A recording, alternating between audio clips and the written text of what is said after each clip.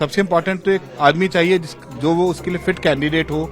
दूसरा, हमारा चेहरा हमारा एक तरीके का पहचान होता है। तब जब फेस में डिस्फिगरमेंट होता है तो समाज में बाहर जाने में उनको बहुत ज्यादा दिक्कत होता है, तो सोशली आइसोलेट होना शुरू करते हैं, तो उस वजह से भी साइकेट्रिक इश्यूज होना शुरू होता है। बात बताएं कि कितना मुश्किल है ये सर्जरी और कैसे आप लोग चयन करेंगे कि फलाने व्यक्ति का सर्जरी होना चाहिए। प्लास्टिक सर्जरी तो इसको लीड करने का प्लान कर रहा है और नर्सिंग हमको बहुत स्ट्रांग चाहिए अपना। उनकी बॉडी में कैसा HLA एंटीजन है, किस टाइप का ग्राफ्ट उनके साथ कंपैटिबल होगा, उनको कोई मेजर बीमारियां, कोई एक्टिव कैंसर वगैरह तो नहीं है। हिंदी फिल्मों में आपने गाना सुना होगा, एक चेहरे पे कई चेहरे लगा लेते हैं लोग, और अब ये चरितार्थ होने जा रहा है, कहीं और नहीं बल्कि all India institute of medical science में। हमारे साथ डॉक्टर मनीष सिंघल है। सर, अगर मैं बोल रहा हूँ तो शायद कुछ गलत नहीं बोल रहा हूँ, आने वाले दिनों में मैं एक चेहरे के अलावे भी दूसरा चेहरा मैं देख सकता हूँ किसी के।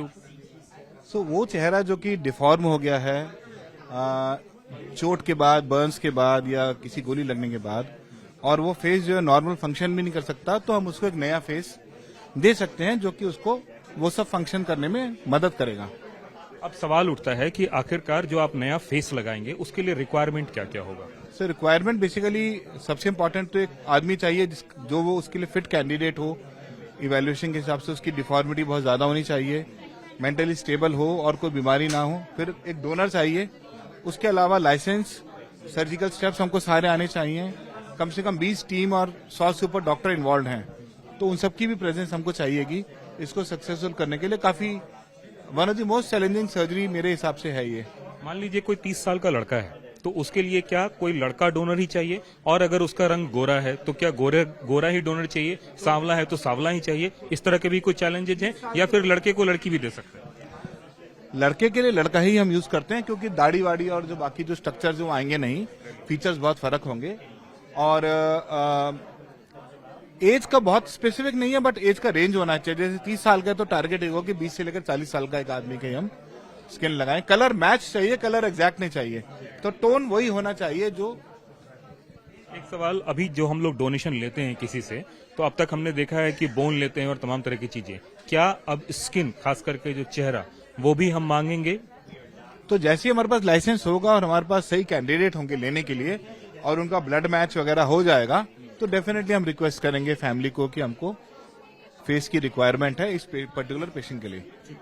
अब सवाल उठता है कि जब आप फेस कंस्ट्रक्ट करते हैं तो आपको किस किस डिपार्टमेंट के लोगों की जरूरत होती है और क्या क्या चीज मैच करना बहुत जरूरी होता है, क्योंकि फेस में सिर्फ स्किन नहीं होता है, बोन भी होता है, मसल्स भी होते हैं और तमाम तरह की चीज। तो यूजुअली बोन हम नहीं लेते हैं, मसल्स लेकिन हम लेते हैं।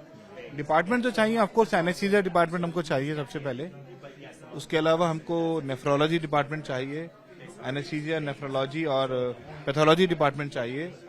उसके अलावा हमको ENT डिपार्टमेंट चाहिए। प्लास्टिक सर्जरी तो इसको लीड करने का प्लान कर रहा है और नर्सिंग हमको बहुत स्ट्रांग चाहिए अपना। और बाकी डिपार्टमेंट में मैक्सिलोफेशियल सर्जरी, क्योंकि किसी किसी में बोन का पार्ट भी लेना पड़ सकता है। साइकेट्री बहुत ही इंपॉर्टेंट डिपार्टमेंट है पेशेंट को एनालाइज करने के लिए कि वो उस प्रोसीजर के लिए फिट है कि नहीं है। मैं पढ़ रहा था कि विदेशों में इस सर्जरी में कम से कम कई सारी में 24 घंटे तक का भी वक्त लग जाता है। 24 से 36 घंटे का वक्त लग सकता है। 24 से 36 घंटे का वक्त जी। लग सकता है। तो ये तो सर्जरी का वक्त हुआ, रिकवरी टाइम में कितना टाइम है? सो रिकवरी टाइम मरीज कम से कम 15 से 20 दिन हमारे पास भर्ती रहेगा और कम से कम 10 दिन आईसीयू में बोल सकते हैं हम। उसके अलावा मरीज को कम से कम 6 महीने हफ्ते में 2 दिन हमारे पास आना होता है। तो रिकवरी जो है वो, रिजेक्शन भी एक रिकवरी का पार्ट है।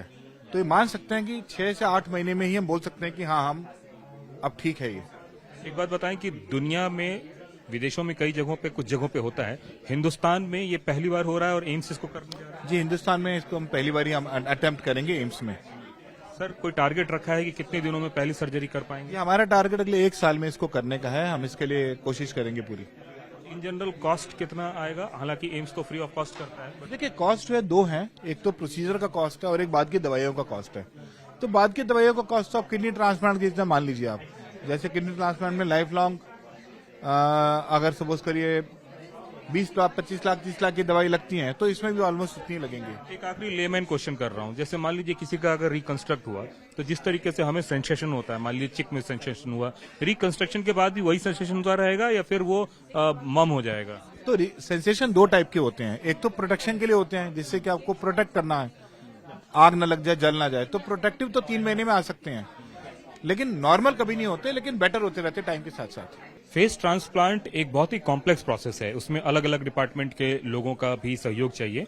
नेफ्रोलॉजी का क्या इंपॉर्टेंस है, इसके लिए नेफ्रोलॉजी के एचओडी डॉक्टर भौमिक हमारे साथ हैं। भौमिक सर, एक बात बताएं कि आप लोगों का क्या रोल है? नेफ्रोलॉजी डिपार्टमेंट विभाग में हर हफ्ते 3 से 4 गुर्दे का ट्रांसप्लांट होता है। गुर्दे के ट्रांसप्लांट में जो दवाइयाँ इस्तेमाल किया जाता है रिजेक्शन से बचने के लिए, वही दवाइयाँ फेस ट्रांसप्लांट में भी इस्तेमाल होगा। ये दवाइयाँ जरूरी है क्योंकि अगर वो दवाई नहीं देंगे तो ट्रांसप्लांट रिजेक्ट हो जाएगा, क्योंकि एक फॉरेन चीज आप किसी को लगाएंगे वो स्वीकार नहीं करता है, उसे निकाल देता है। तो उससे बचने के लिए दवाई देना है। तो उस दवाई हम बहुत इस्तेमाल करते हैं और हमारे पास 3,500 पेशेंट्स जिनका ट्रांसप्लांट हो चुका है। तो हम बेसिकली एक्सपर्टीज को उसमें इस्तेमाल किया जाएगा। That is the main thing. दवाइयों का अपना साइड इफेक्ट्स है, वो भी हमें अनुभव ज्यादा है क्योंकि हम उसे रोज करते हैं। पोस्ट एक तरह से कह सकते हैं कि इम्प्लांट पोस्ट एब्सोल्युटली बिल्कुल सही कहा आपने। पोस्ट ट्रांसप्लांट और प्री ट्रांसप्लांट भी, क्योंकि दवाइयाँ एक दिन पहले से ही शुरू किया जाता है। तो दवाई कैसे इस्तेमाल करना, उसका डोजेज कैसा ऊपर नीचे करना, दवाइयों का क्या साइड इफेक्ट हो रहा है उसका इलाज करना, ड्रग्स का लेवल देखना, वो भी हमारे लैब में होता है। सर, एक बात बताएं कि जैसे कि मान लीजिए कि किसी आदमी के स्किन को लगाया गया तो उसमें ब्लड भी मतलब ग्रुप 1 होना जरूरी है? यस, तो इसको हम कहते हैं कॉम्पैटिबल ट्रांसप्लांट। मतलब सेम नहीं हो तो भी चलेगा। यूनिवर्सल एक कानून होता है, आपने सुना होगा यूनिवर्सल डोनर, आपने सही कहा आपने। यूनिवर्सल रेसिपिएंट होता है जो AB होता है, तो उस पर कुछ भी लगा दो, वो किसी को भी दे सकता है। अगर आप A ग्रुप का हो तो आपको A चाहिए और वो भी चलेगा क्योंकि वो यूनिवर्सल। तो वही रूल्स यहाँ भी इस्तेमाल होता है, सेम रूल्स। तो ब्लड ग्रुप का जो रूल्स है ब्लड डोनेशन का, वही रूल्स यहाँ भी।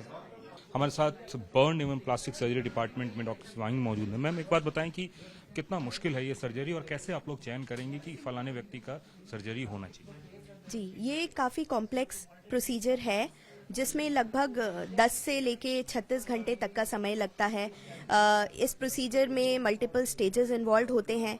चुनौतियाँ काफ़ी सारी आती हैं, बट कुछ तरीकों से हम ब्लेस्ड हैं बिकॉज हम एम्स में हैं जहाँ पे सारे इंफ्रास्ट्रक्चर, सारे डिपार्टमेंट्स का collaboration, technical skills, surgical skills और एक बड़ी टीम हमारे पास सब कुछ मौजूद है।